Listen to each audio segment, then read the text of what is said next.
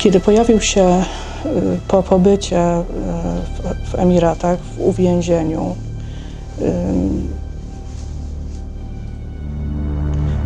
właściwie przechodził wszystkie te etapy, nie wiem jak to powiedzieć. I was shocked. I was absolutely shocked. I thought this is our Arthur. What's going on?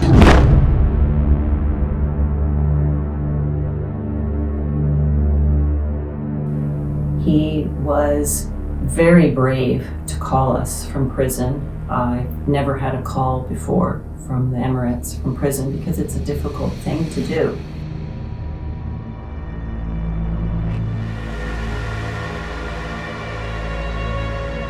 I had to go to the hospital for after rape, proctological, urological operations. I lost everything in my life. What I am grateful is that I proved to myself that nothing will kill me at all in my life. I'm strong enough and I'm showing you the finger, the middle finger right now. Proszę o rozpowszechnienie apelu na rzecz mojego uwolnienia na całym świecie. Stawką jest moje zdrowie i życie. Zależy mi, aby o sytuacji dowiedział się prezydent Polski Andrzej Duda, prezydent Unii Europejskiej Donald Tusk oraz papież Franciszek. Stacje telewizyjne, radiowe, portale internetowe, organizacje praw człowieka na całym świecie.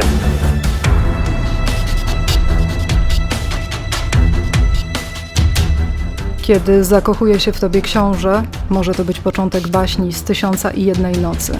Ale kiedy ten książę jest członkiem emirackiej rodziny królewskiej, bajka szybko może zamienić się w koszmar. Bajka szybko może zamienić się w koszmar.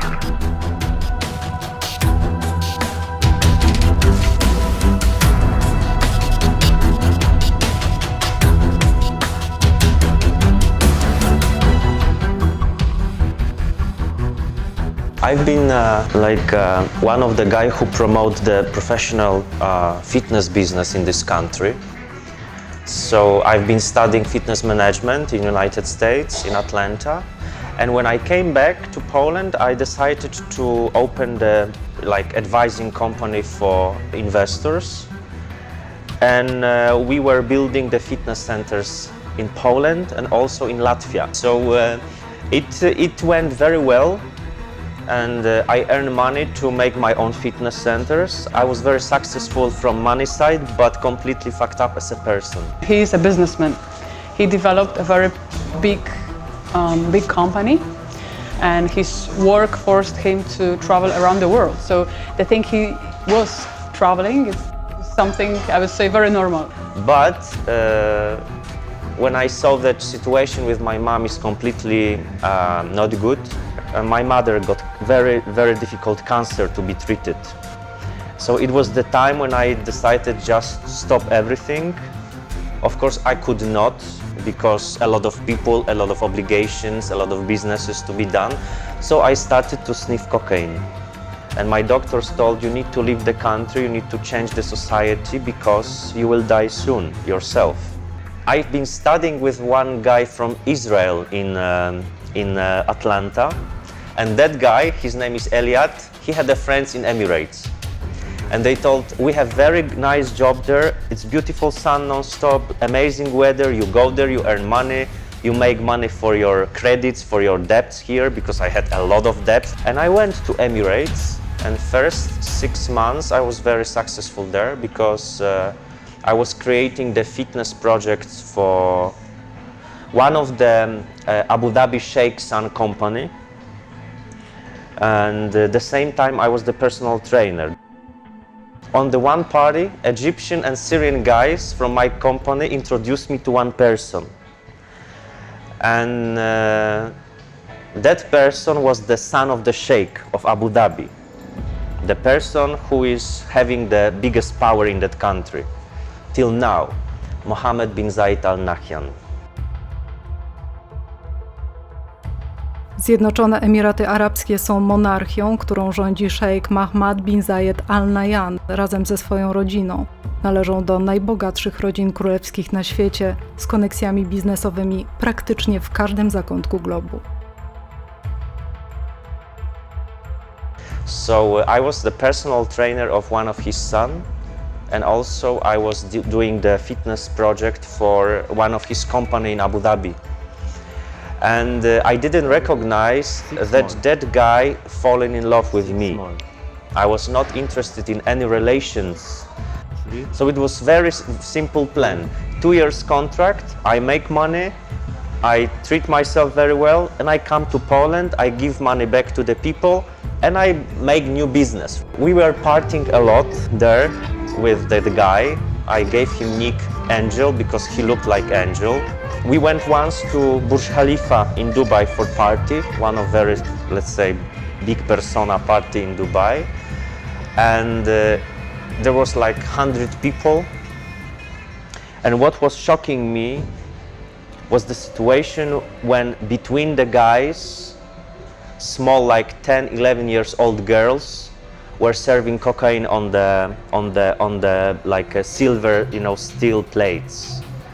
And I left in 1 minute. I told it's not normal for me, and I don't accept such a behavior, and this is something which I cannot understand. You can have sex with whom you want, but don't mix this with the kids. So I left, and I told him by SMS that I don't want any more relation with you, any relation, because I think we are from completely different worlds.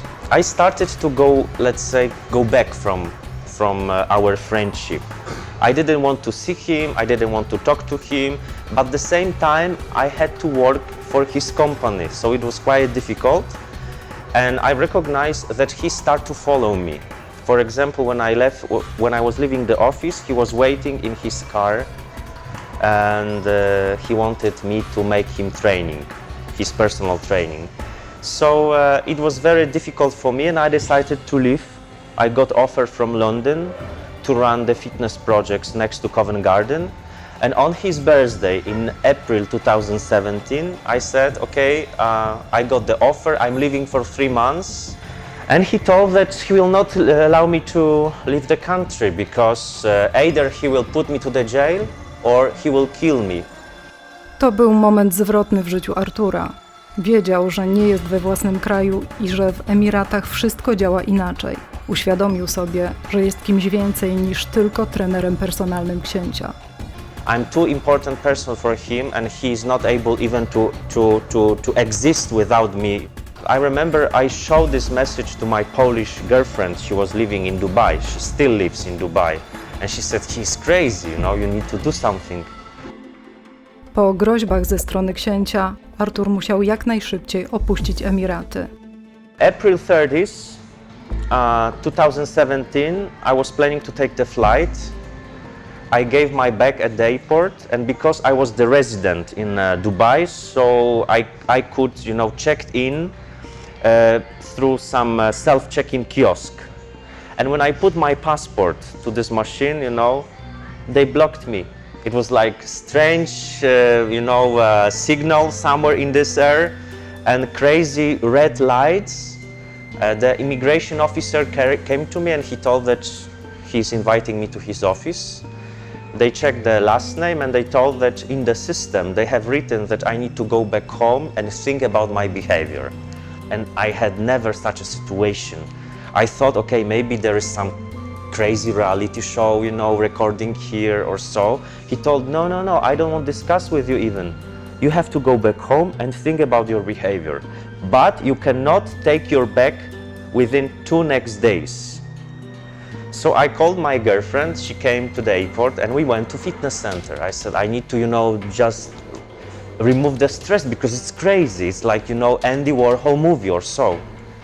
And we had the training, and on the way back home, she went up to the flat, and I said, okay, I need to buy the water. And in the front of the building, 19 CID guys, drugs police in Emirates, they put me on the ground. They just put the handcuffs and they told, okay, we go.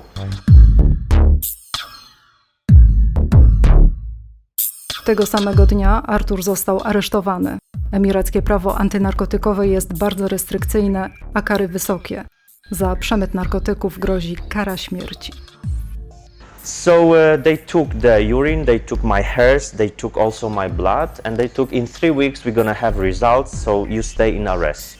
And after 3 weeks, the prosecutor, Mr. Hamadi, who had his feet on the table when he talked to me, he talked, yeah, you are clean, but I don't have rights to let you go back home. You need to stay in the prison. And the same day they took me to Dubai Central Prison for 5 months. I was waiting there for nothing. They did not allow me to go to hospital in Dubai Central Jail because they told that I am not prisoner, that somebody booked the place for me and I need to just wait. And when the prince finally visited me in the jail, he came with a bodyguard in the glasses. I could see that he's high and he sits like this and he was watching me. And I asked him a question, what is the next step? You keep me here as you told. You will not allow me to leave the country. But what is the next step? And he always was repeating, Habibi Hayati, no worry, everything will be okay. This is his fucking words I will remember till my death, you know? So he visited me first time, second time, third time. On the third meeting, I didn't even speak to him because I didn't see any reasons. I saw that this guy is psychopath, that there is something wrong with him. Because as worse I looked, he had bigger satisfaction. And he just told me once that for him, this is real Arabic love. I asked him question, what means this for you? He told, you are only for me. Artur wiedział, że ma do czynienia z psychopatą. Książę traktował go jak własnego, prywatnego więźnia. Wyglądało na to, że nigdy się nie uwolni. In the end of the September 2017, I started to hunger strike. I said I will not eat anything because I don't understand situation. People are coming to the jail, people are having the sentences, people are having court. Nothing with me is happening. I'm just sitting here with no rights to have even the medicine and the doctor. So I requested the meeting with the manager of the prison. He came and he told me, you are not the prisoner. We are just keeping you here because we got the order. That's it. So I said, okay, so I'm not eating anything. And the next day from this meeting, they called me and they told Artur Lukos Ligeska Bolendi, they gave me back my passport and they took, you are free. They told, you are free, we need to bring you to the airport because of the deportation. Strajk głodowy okazał się być dobrym pomysłem. O sprawie zaczęło być głośno i rozpoczęła się presja na władze, żeby Artura uwolnić i odesłać do Polski. Jednak książę miał inne zdanie. So really, in the 15 minutes, I saw the planes at Dubai International Airport. And I said, what the fuck is going on here? And in the end of this, they make like the circles around Dubai Airport and they transfer me to the hell. Because that place in the middle of Al Sadr desert was just crazy. They remove all clothes from me. They ask me to do terrible things. They shout, and they gave me one blanket and they put me to the isolation cell 32.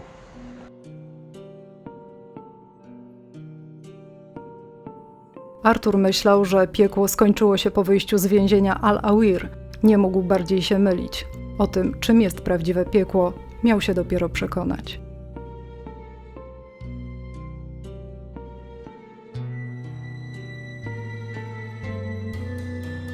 And I spent there 8 months.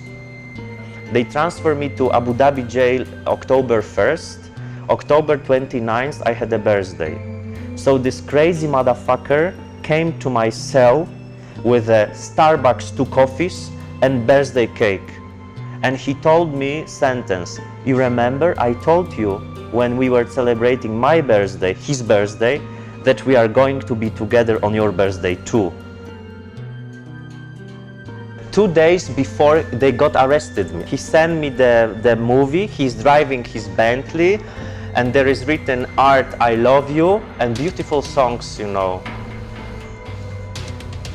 Even when they sentenced me to life in the prison in isolation with no evidence, he sent me 3 roses to isolation cell. And it was the last time when I had any contact with him during my stay in Emirates. I was sentenced to life in the prison in isolation after one court hearing. It took like 3, 4, 5 minutes. Prosecutor told, you are abused for having, possessing, using and selling of methamphetamine. So I asked him, okay, I don't know what methamphetamine is. I had experience with the cocaine, but not methamphetamine and not in Emirates. So my lawyer told, but police document says there is nothing against him.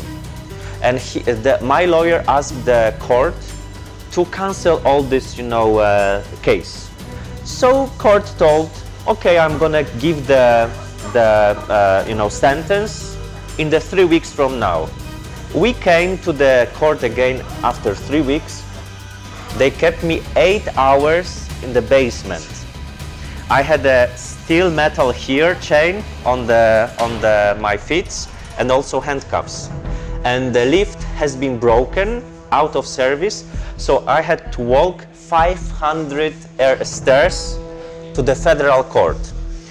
When I passed like 100, the blood was already here, but I said to myself, okay, Jesus Christ survived, I'm gonna survive as well. The judge didn't say, on behalf of Emirates, we are sentencing you for this and this according to the paragraph or article of whatever. The judge told like this, Artur Poland, life sentence in isolation, halas.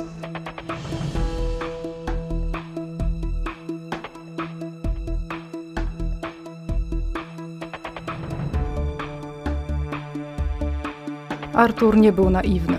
Zrozumiał, że w tej sprawie nie chodzi o narkotyki i że to wszystko jest ukartowane przez księcia. Miał 2 opcje: umrzeć albo przetrwać. I wiedział, że chce przeżyć. Musiał tylko znaleźć sposób, jak poinformować o tym media i odpowiednie instytucje. Once during the weekend, I recognized that there is one new officer on the duty. So I asked him if he can allow me to make the call, because I'm here, they treat me like a piece of shit, I'm losing weight, I don't have medicine, I don't have contact with embassy, that time nothing. So he told that I need to do something for him and he will allow me to make 2 minutes call. Kiedy chcesz przetrwać, robisz wszystko, co konieczne. Tak działa nasza biologia, tak działa instynkt przetrwania. Dlatego Artur dał się wykorzystać strażnikowi więziennemu. Musiał przeżyć. So I did what he wanted from me and they took me the phone and I recorded the media appeal, like information that helped me because I don't know what is going on here. Proszę o rozpowszechnienie apelu na rzecz mojego uwolnienia na całym świecie. Stawką jest moje zdrowie i życie. Zależy mi, aby o sytuacji dowiedział się prezydent Polski Andrzej Duda, prezydent Unii Europejskiej Donald Tusk oraz papież Franciszek. Stacje telewizyjne, radiowe, portale internetowe, organizacje praw człowieka na całym świecie. And my friend from Dubai transferred this recording to Polish media and the process has been started that time. Nagranie przekazano mediom, które zaczęły mówić o sprawie Artura. Wiadomo, że przyjechał do Dubaju w maju 2017 roku, natomiast w kwietniu 2018 został aresztowany. Według policji został zatrzymany pod zarzutem posiadania narkotyków, chociaż testy nie wykazały ich obecności w organizmie. Nie udowodniono winy ligeńskiej, a mimo to znalazł się w więzieniu Al-Sadr i 3 stycznia został skazany za posiadanie i używanie metamfetaminy. Podczas procesu nie pokazano żadnych dowodów. Pomimo tego sąd w Emiratach skazał Artura Ligenskę na dożywocie.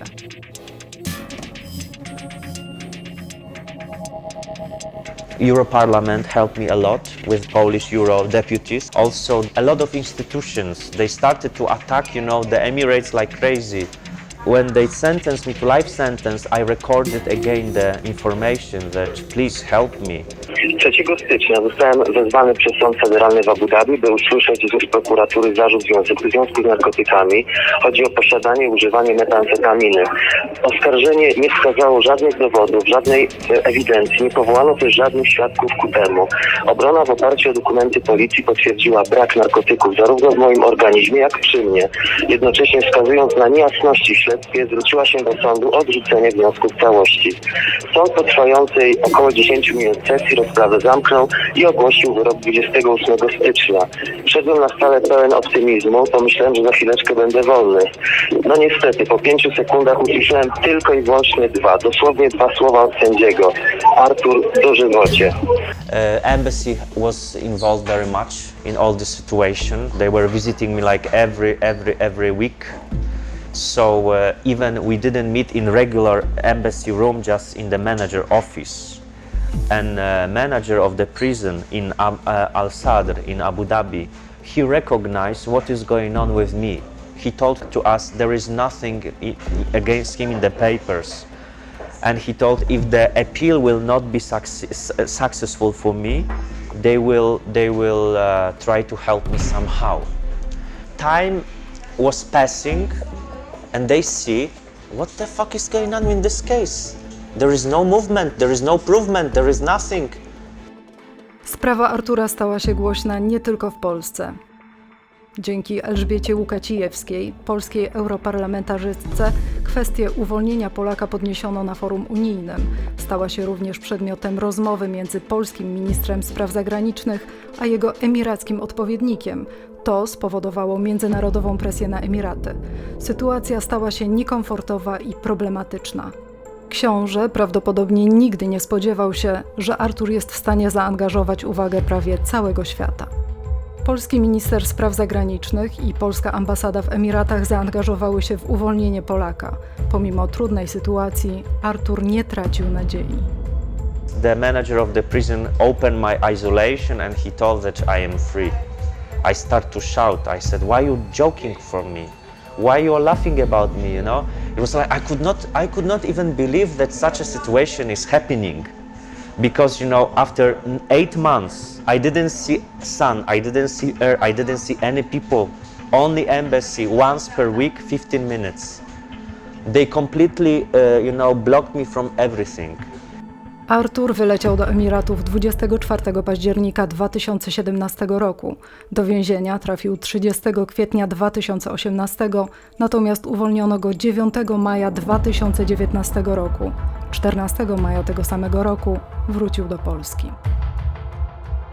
I had to suffer terrible situations. I saw death. I was raped by the officers. I felt hungry as fuck. I never felt hungry as I felt in the prison.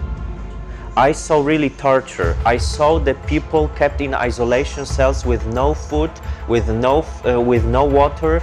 They treat them like the piece of shit. I saw also the death. They say officially that in Emirates there is no death penalty. There is death penalty. French-Egyptian guy has been shot.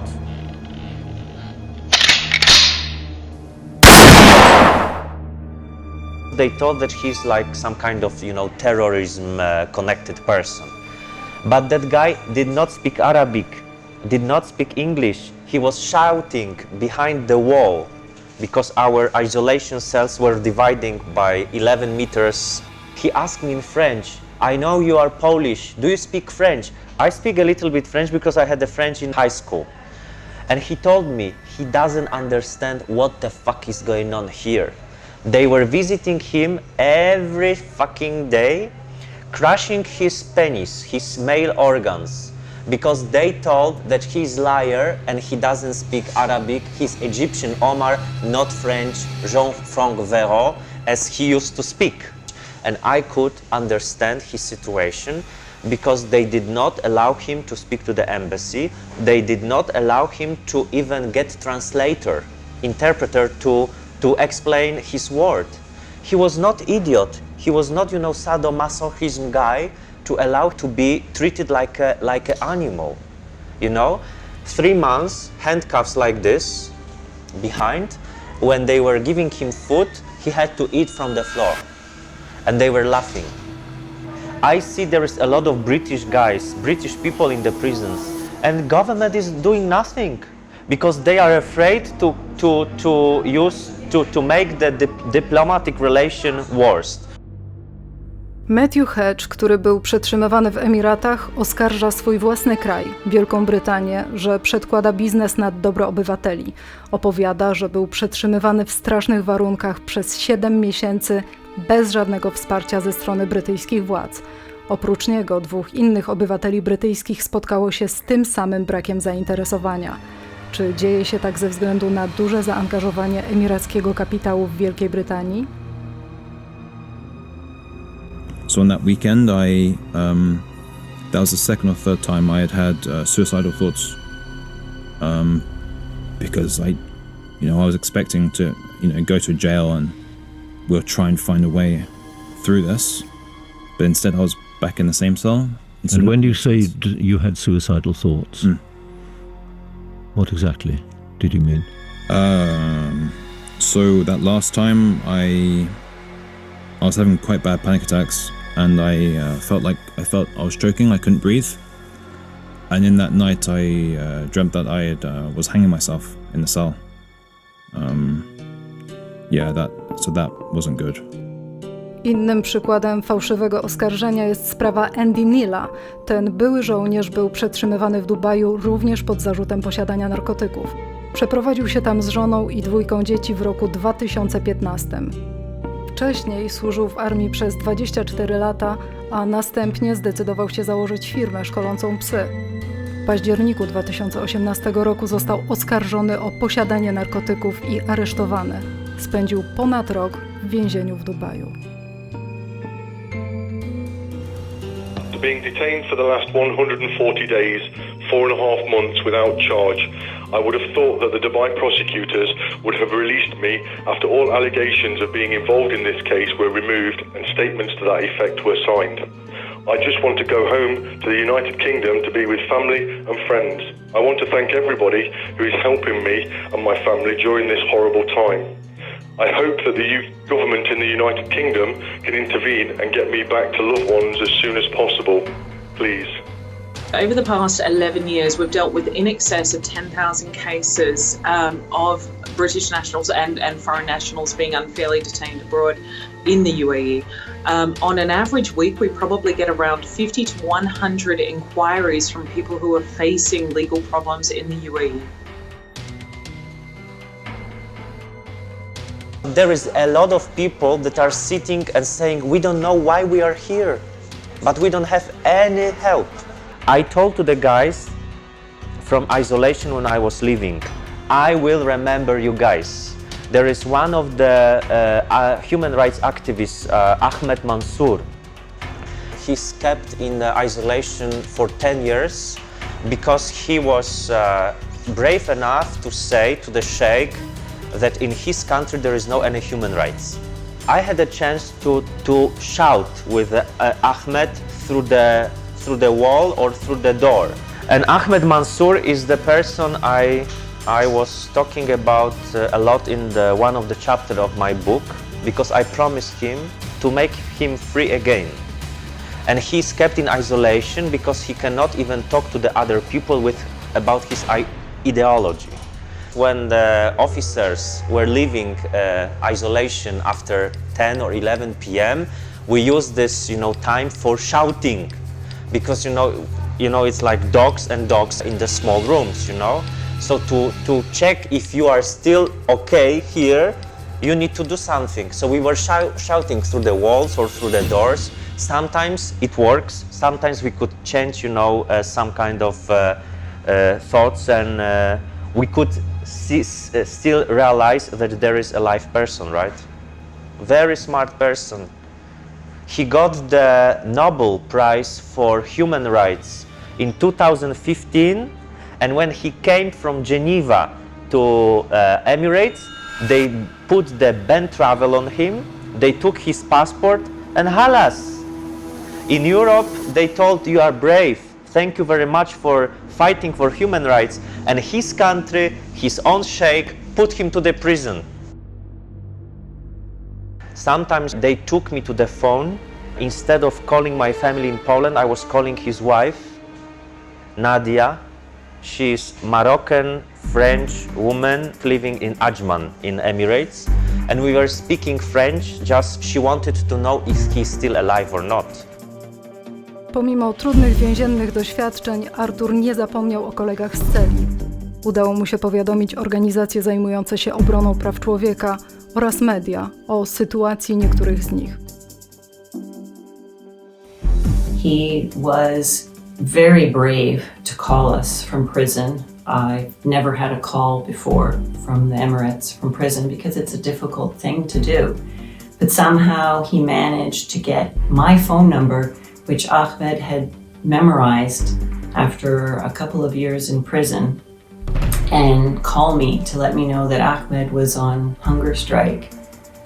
When I heard Artur's voice, I trusted him immediately. I believed him when he said we needed to help Ahmed, and I knew he was taking a big risk, but he called me anyway to try to help Ahmed, who I later came to know had become a good friend of his in prison, and whom he thought of as a brother. They brought a lot of comfort to each other. And with that phone call, we got much needed news that we hadn't had before about Ahmed's condition. We found out that he'd had no bed, no running water, no access to a shower. He wasn't able to even leave his cell. He had only had a few family visits, and his conditions were really much worse than we thought, and that's why he was on hunger strike.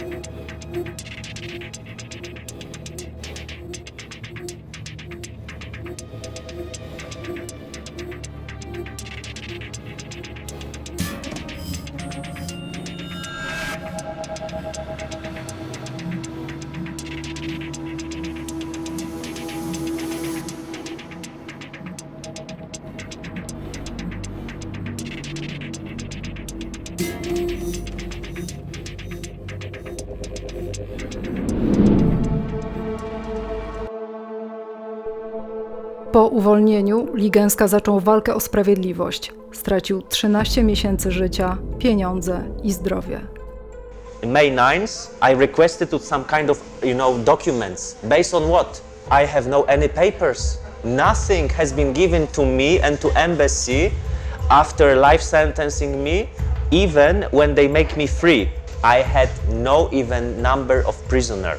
In general, the prisoners in Emirates are having ID like we do have ID in Poland, the plastic like credit cards, with a picture and number. I have nothing like this. What I think, and my lawyers used to think as well, it will be the official line of Emirates, in the front of the court.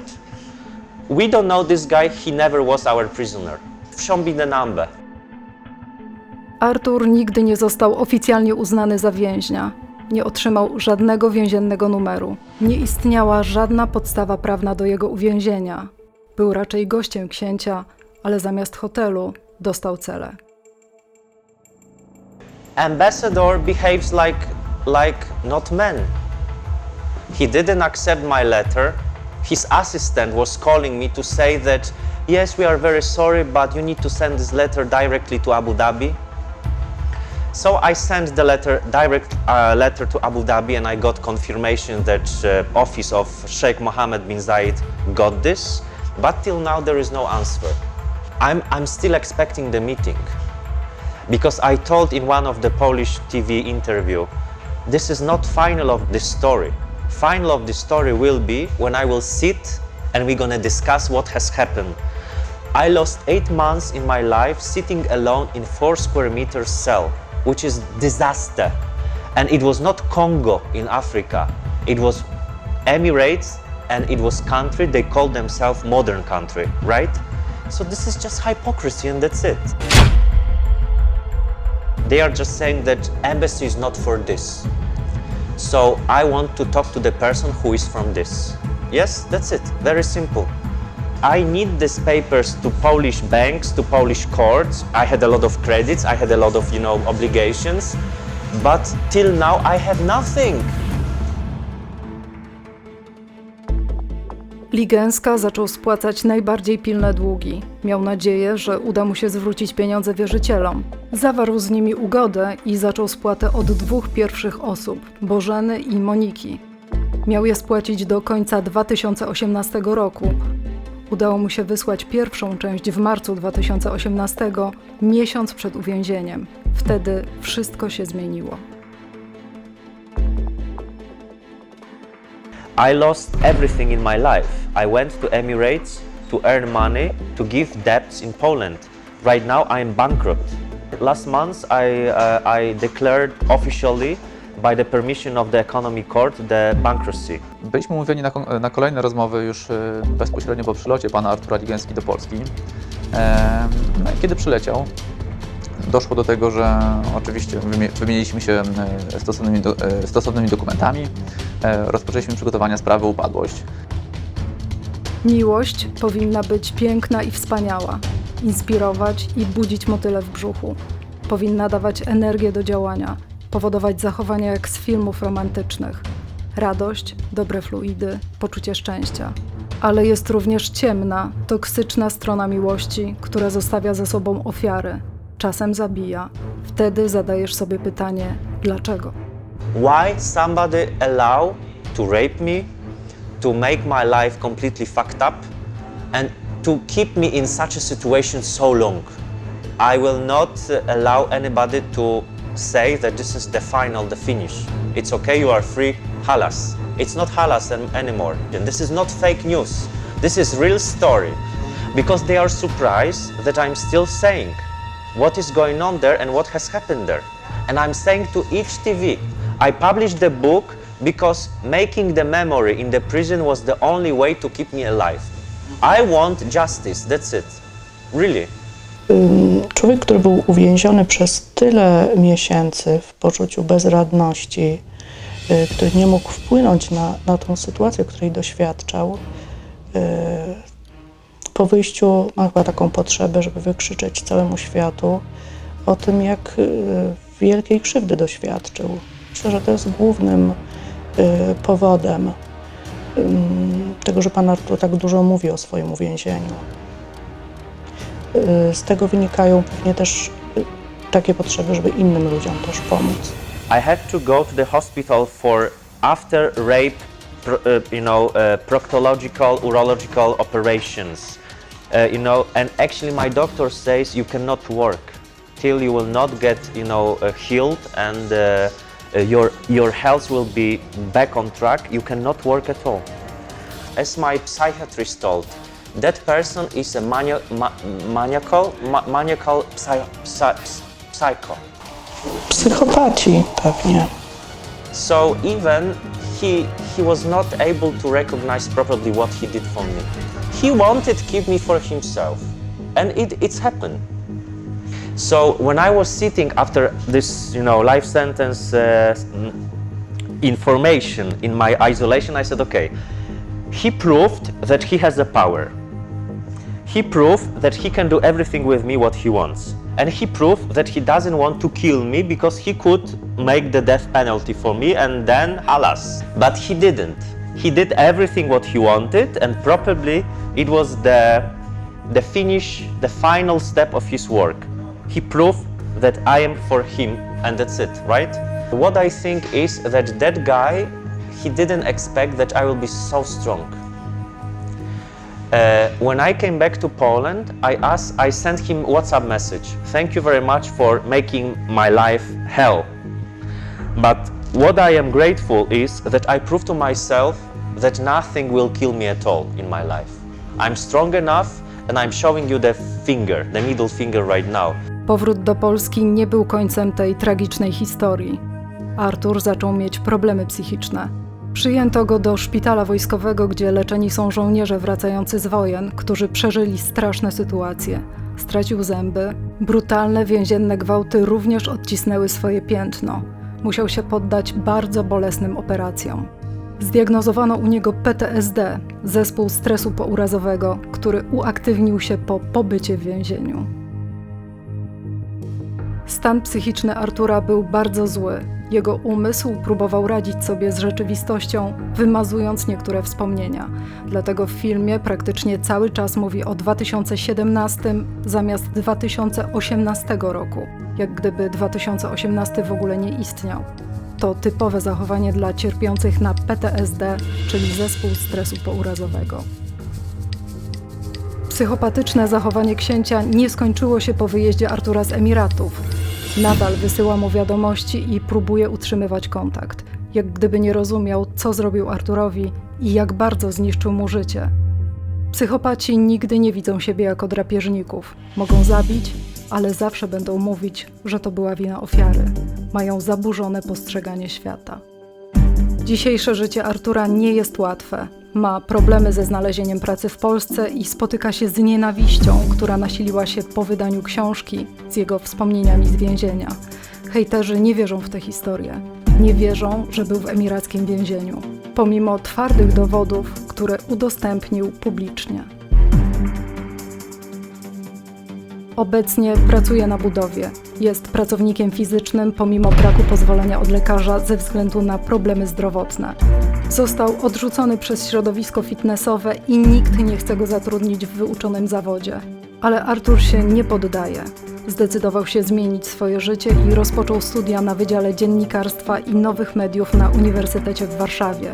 Walczy o prawa człowieka dla tych, którzy nadal przebywają w emirackich więzieniach.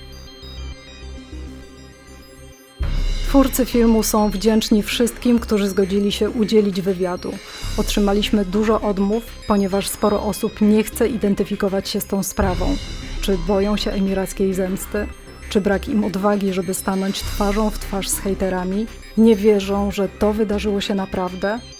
A może mają inne zdanie? Wygląda na to, że historia jeszcze się nie skończyła. Co wydarzy się dalej? Co wydarzy się dalej?